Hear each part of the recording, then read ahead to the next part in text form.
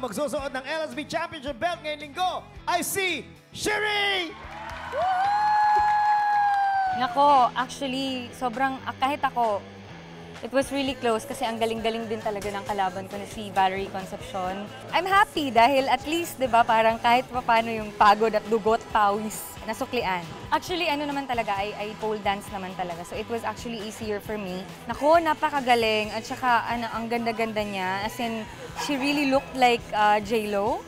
So talagang nagalingan ako kay Valerie. I'm sharing this actually with Valerie. Yes, nako, thank you sa lahat ng audience. At finally, tinulungan niyo kaming lahat na makapagdesisyon at alam namin na medyo nalito kayo kung anong number kasi pareho namin pinaghirapan ni Valerie yun. Pero finally, at least, nakapagpili kayo. And thank you so much for choosing me to win this battle.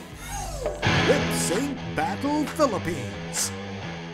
Nag-enjoy ka ba sa aming video? Click here to subscribe para makapanood ka ng iba pang video na magugustuhan mo. Click na, dali, Now dali. na. Ngayon, ayun.